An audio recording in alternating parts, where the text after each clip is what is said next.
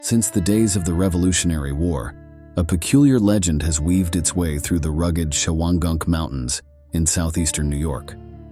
This tale spins around the enigmatic figure known as Old 99, an Indian of semi-legendary status and a hidden cavern said to hold an unimaginable fortune. Now, mind you, there are some facts that lend credence to the existence of this treasure-filled cave. However, this narrative is woven with a fair share of fanciful elements. Many have tried to separate truth from fiction, but their efforts have only met with partial success. According to the seasoned folks of Ulster County, Old 99 fought valiantly alongside the colonists during the Revolutionary War. After the dust of battle settled, he sought solace in the Ellenville-Napanoch region, embracing a life of hunting and trapping. The Indian possessed a legion of friends in those parts, but none as close as Benny Dupuy. Benny, he was a character akin to Rip Van Winkle, spending his days fishing in the crystal-clear streams that snaked through the mountains. Over the years, the two comrades exchanged countless stories during their ventures into the heart of the Shawangunks, forging an unbreakable bond. Then, one fine day, Old 99 confided in his pal about an extraordinary surprise he had in store. He promised Benny a sight so marvelous that not even his own brother had been privy to it. Of course, Benny's excitement knew no bounds. Little did he know that the strange and unforeseen events that followed would leave him utterly dumbfounded.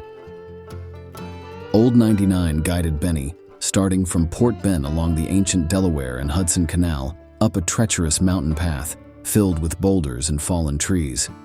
They persevered through the grueling climb until they reached a dry stream bed. It was at this point that Old 99 blindfolded Benny and led him up the stream bed, a journey that seemed to stretch on for an hour. For what felt like an eternity, Benny followed the Indian's lead, stepping cautiously along the stream bed.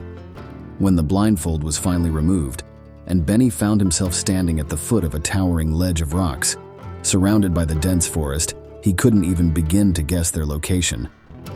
Without hesitation, Old 99 exerted his mighty strength against a massive boulder, and it obediently rolled aside, revealing a hidden cave. The flickering candlelight cast eerie shadows as the Indian beckoned Benny to join him. With a mixture of excitement and apprehension, Benny stepped into the abyss. With a flickering candle casting eerie shadows, the Indian motioned for Benny to follow. As they ventured deeper into the darkness, Benny's mind was filled with thoughts of the legendary creatures said to inhabit the Shawangunks. Yet, he clung tightly to Old 99's shirt, seeking reassurance.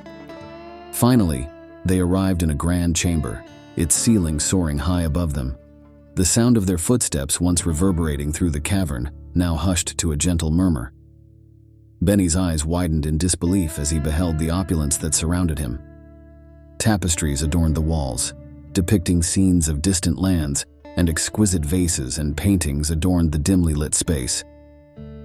In that moment, Benny realized that this was no ordinary cave. It was a hidden treasure trove, a sanctuary of wealth and beauty that defied the imagination.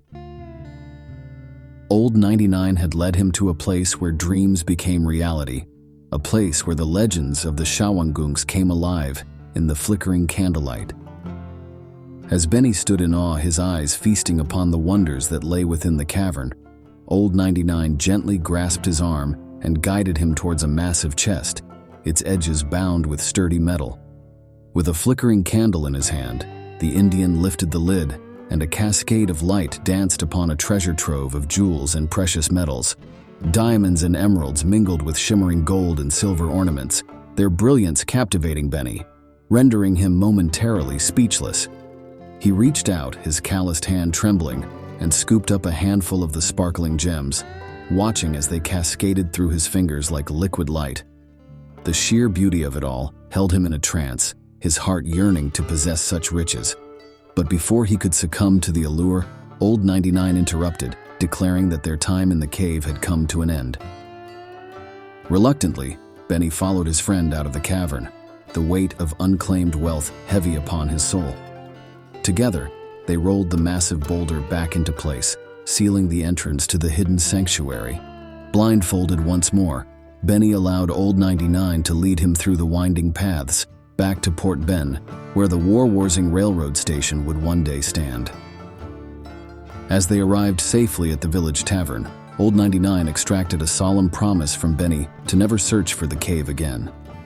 Benny readily agreed, for deep within him lay a profound respect and slight trepidation towards the formidable strength of his rugged Indian companion. In the days that followed, Old 99 slipped away silently, vanishing from the land without a trace. As time passed, Benny's courage grew, fueled by his burning desire to discover the fabled treasure cave, regardless of the eerie legends whispered by the settlers of the Shawangunks, tales of goblins and specters that haunted those ancient woods. Benny, a seasoned woodsman, easily located the spot where Old 99 had blindfolded him. He followed the dry creek bed, but before long, the path began to splinter off in various directions, like the veins of a leaf. It became impossible to discern the true course they had taken. As dusk settled upon the land, a gusting wind stirred the treetops, and Benny fancied he heard the anguished wails of lost souls. Gripped by terror, he fled headlong back to the safety of Port Ben, vowing to never again seek the elusive treasure.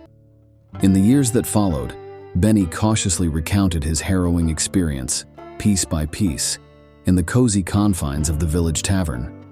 His comrades, equally steeped in superstition, nodded in agreement, their belief in the supernatural hindering any further attempts to uncover the hidden riches. And so, many seasons passed before anyone dared to embark on a new quest. In the 1890s, the Ellenville Journal reported that a man had found the cave. Some say he was a city feller named Hampton. He claimed that time had rotted the tapestries and rugs into dust. Also, a number of large rocks had fallen from the cavern's roof, burying the treasure under a pile of rubble. Hampton left the cave intending to obtain blasting powder to move the rocks, but for some reason, he never returned to the Shawangunks. The origin of such a valuable cache of jewels, gold, silver ornaments, tapestries, and rugs hidden in an Indian Territory cave remains a mystery. The Dutch settlers of the Hudson River area suggested that it was collected by white men rather than Indians. Legend tells of deep-water pirates who would sail their ships upriver and, in a bid to evade capture, would ground the vessels, destroy or sink them, and scatter the crew members into the surrounding woods and mountains, carrying whatever treasures they could salvage. Caldwell's Landing near Dunderberg. Mountain often emerged as a possible location for one such shipwreck. Could Old 99's cave hold the plunder from that particular vessel? That question remains unanswered.